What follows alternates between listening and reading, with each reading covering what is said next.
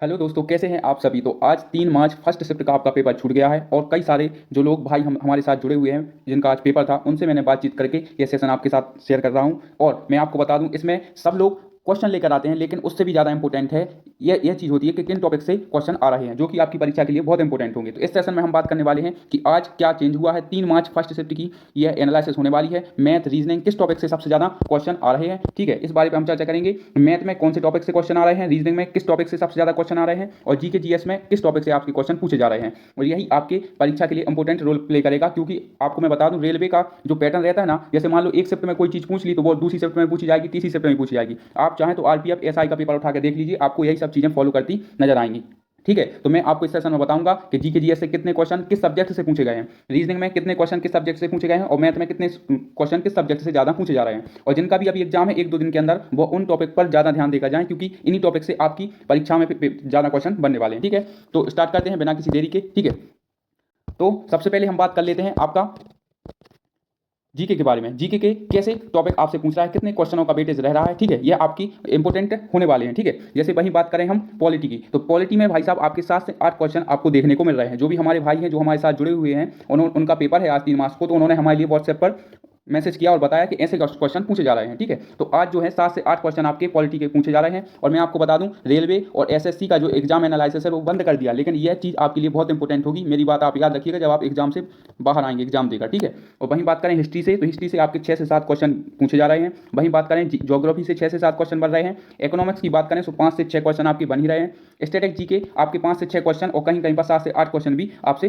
पूछ रहा है। ठीक है, करंट अफेयर्स की बात करें तो 12 से 14 आप 2024 और 2023 का करंट अफेयर्स जरूर पढ़ के जाएं। इससे आपको 12 से 13 और 14 तक क्वेश्चन मिल रहे हैं आपकी परीक्षा में देखने के लिए। वहीं बात करें साइंस से, साइंस आपका ज़्यादा वेटेज नहीं है, 3 से 4 या बहुत से बहुत 5 क्वेश्चन तक रह सकते हैं। कुछ भाई बोल रहे थे कि 4 या 5 थे, कुछ बोल रहे थे 3 या 4 थे, तो मैंने उसी हिसाब से क्वेश्चन रखे हैं। वहीं बात करें जीएस का ओवरऑल, तो जीएस में मैं आपको बता दूं, कम से कम आपके एक अच्छा स्कोर मान सकते हैं 30 से 31 एक अच्छा गुड अटेम्प्ट माना जा रहा है। जो भी व्यक्ति मतलब जो भी भाई ने अच्छी तैयारी की है ना, उसके लिए पेपर बिल्कुल सरल है और 30 से 31 क्वेश्चन आराम से सॉल्व हो रहे हैं। ठीक है ना, तो आपको घबराने की जरूरत नहीं है, आप बस इन टॉपिकों को पढ़कर जाएं जिनका भी एग्जाम आगे है। ठीक है ना भाई।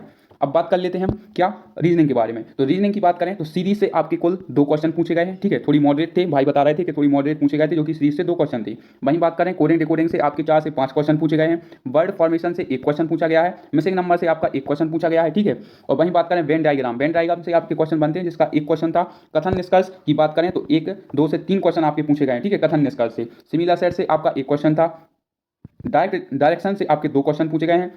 वैलिडेशन आपका इक्वेशन बेस्ड है और एक आपका पहेली बेस्ड है। ठीक है, आपके 2 क्वेश्चन पूछे गए हैं। एनालॉजी की बात करें तो आपके 2 क्वेश्चन पूछे गए हैं। रैंकिंग की 1 क्वेश्चन था। सीटिंग अरेंजमेंट के आपके 2 क्वेश्चन थे। एक था आपका अंदर की ओर मतलब केंद्र की ओर मुख किए गए है, और दूसरा था आपका थोड़ा मॉडरेट टेबल का था। ठीक है ना, और वहीं बात करें मिरर इमेज से आपके 2 क्वेश्चन है नॉन वर्बल। ठीक है, मैथमेटिकल ऑपरेशन से आपके 2 क्वेश्चन है। क्लासिफिकेशन से आपके 2 क्वेश्चन है, और मैथमेटिकल रीजनिंग से आपके 2 क्वेश्चन पूछे गए हैं, और डाइस से आपका 1 क्वेश्चन पूछा गया है। ठीक है, वहीं बात करें आपका रीजनिंग की, तो रीजनिंग में मैं आपको बता दूं, रीजनिंग में अच्छी पूछी जा रही है। ठीक है, कम से कम जो आप और सभी भाई फर्स्ट शिफ्ट में अटेम्प्ट कर आए हैं, वो कम से कम आपका 33 से मान सकते हैं, 33 से 34 गुड अटेम्प्ट माना जा रहा है। ठीक है, आपको दो या 3 क्वेश्चन आपको मॉडरेट लेवल के देखने को मिलेंगे, बाकी का आपका पेपर सब आपके अंडर में रहने वाला है, यदि आपकी तैयारी बेस्ट है तो। ठीक है, आपको डरने की कोई जरूरत नहीं है, सब चीज़ आपको इन्हीं टॉपिकों से मिलने वाली है, और यह टॉपिक का वेटेज बहुत ज़्यादा है आज की शिफ्ट में। ठीक है, आपको ध्यान रखना है और इन टॉपिकों को पढ़कर आप जरूर जाएं, मोस्ट इंपोर्टेंट टॉपिक हैं, क्योंकि मैंने आपको बताया ना कि यही आपका सीक्वेंस फॉलो करता है रेलवे। मान लो एग्जामिनर पेपर बनाने बैठा ना, तो वो इन्हीं सीक्वेंस पर आगे चलता है। ठीक है ना, अब चलते हैं मैथ्स की ओर, मैथ का क्वेश्चन कैसे आया है। ठीक है, कितने वेटेज उसमें रहा है देखने को मिला है। चलते हैं मैथ पर। तो मैथ को मैं आपको बता दूं, मैथ में जो क्वेश्चन पूछे गए हैं वो नंबर सिस्टम से आपके 2 से 3 क्वेश्चन पूछे गए हैं। ठीक है, जिसमें आपके विभाज्यता का भी नियम था, 11 की विभाज्यता का। ठीक है, एलसीएम की बात करें तो आपकी 1 से 2 क्वेश्चन पूछे गए हैं। ठीक है, एलसीएम और नंबर सिस्टम तो आपको पढ़ के ही जाना है। सिंप्लीकेशन से आपके 3 क्वेश्चन थे, जिसमें से एक आपका थोड़ा मॉडरेट था, बाकी 2 आपके सरल थे। ठीक है, आसानी से हो रहे थे। और वहीं बात करें आपका एवरेज से आपके 2 क्वेश्चन थे। रेशियो एंड प्रोपोर्शन से आपके 2 क्वेश्चन थे। एज आयु से आपका 1 क्वेश्चन था, बहुत ही सिंपल क्वेश्चन था। ठीक है, परसेंटेज से बात करें 2 से 3 क्वेश्चन थोड़ी मॉडरेट थे, 1 क्वेश्चन, बाकी 2 क्वेश्चन आपके अंडर में रहने वाले हैं। प्रॉफिट एंड लॉस भाई जरूर पढ़ के जाना, आपकी शिफ्ट में भी आपको देखने को मिलेंगे, और मैं यह कहता हूँ जिनका भी आगे एग्जाम है ना, वो इन टॉपिकों को जरूर पढ़ के जाएं। ठीक है, इन्हीं से आपका एवरेज स्कोर बढ़ेगा, 30 से 32 क्वेश्चन आप कर सकते हैं। ठीक है, प्रॉफिट एंड लॉस आपके 2 से 3 क्वेश्चन इसमें पूछे गए हैं। डिस्काउंट की बात करें तो आपके 2 क्वेश्चन पूछे गए हैं। ठीक है, और जो इसी में शामिल रहेगा एक प्रॉफिट लॉस का, और हो सकता है आपका डिस्काउंट था। ठीक है, आप ये मत सोचिए कि प्रॉफिट एंड लॉस और डिस्काउंट आपके दोनों मिलाकर 5 क्वेश्चन है, नहीं, दोनों मिलाकर आपके 4 क्वेश्चन, 3 से 4 क्वेश्चन बन रहे हैं, ठीक है। और सिंपल इंटरेस्ट से आपके 2 क्वेश्चन थे। कंपाउंड इंटरेस्ट, इसे आप जरूर पढ़ के जाएं, 3 क्वेश्चन आपसे पूछ रहा है, ठीक है। सीआई के जो आपके क्वेश्चन है वो आपके 3 क्वेश्चन पूछ रहा है। थोड़ी भाई बोल रहे थे कि मॉडरेट लेवल का है, ठीक है, तो आपको इनको जरूर पढ़ के जाना है। वहीं बात करें टाइम एंड वर्क का, एक क्वेश्चन है। पाइप एंड सिस्टम के आपके 2 क्वेश्चन है। टाइम स्पीड एंड डिस्टेंस का आपका एक क्वेश्चन पूछा गया है। ट्रेन से आपके 1 से 2 क्वेश्चन पूछे गए हैं। फ्रैक्शन, जैसा कि मैंने आपको बताया भी था, कल एक प्रैक्टिस सेट भी कराया था, आप जाकर उसे देख भी सकते हैं। आपका एक क्वेश्चन आपको फ्रैक्शन से जरूर देखने को मिलेगा और मिला भी है, ठीक है। और 2D और 3D से आपका 1 से 2 क्वेश्चन पूछे गए हैं जो कि थोड़े मॉडरेट लेवल के हैं,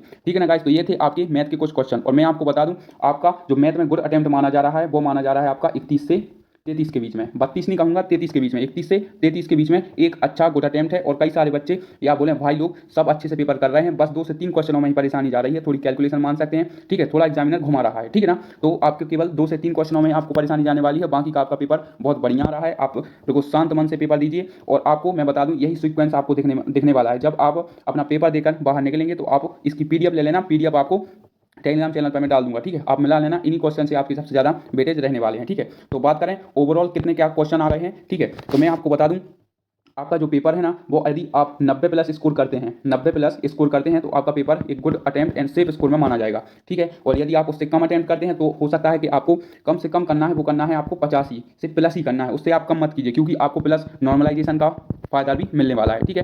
तो गाइस ये जो चैप्टर मैंने आपको बताए हैं प्रीवियस ईयर भी आप उठा के देख लीजिए, ठीक है। लेकिन मैं आपको बताऊं, इन टॉपिक से सबसे ज़्यादा क्वेश्चन आज पूछे गए हैं, ठीक है। आपको बस इन्हीं टॉपिकों को पढ़ना है और सबसे ज़्यादा क्वेश्चन आपके इसी से बनने वाले हैं 2 दिन के अंदर, क्योंकि ये जो आपका पैटर्न है ना 2 दिन तक आपका फॉलो करता है रेलवे, ठीक है। क्योंकि एग्जामिनर जब पेपर बनाने बैठता है ना तो वो ये नहीं देखता है कि इसी पैटर्न पर आधारित, इसलिए उन्होंने एनालिसिस बंद किया है ताकि बच्चों तक ये क्वेश्चन ना मिल पाए। और आप जब RPFSI का पेपर देखेंगे ना तो आपको सेम चीज़ इसमें देखने वाली है, ठीक है गाइस। तो मिलते हैं अगले सेशन में। आज आपको ये जानकारी देनी थी। सेशन कैसा लगा आप कमेंट बॉक्स में जरूर बताएं। मिलते हैं न्यू अपडेट के साथ और दूसरी सब्जेक्ट के साथ, ठीक है।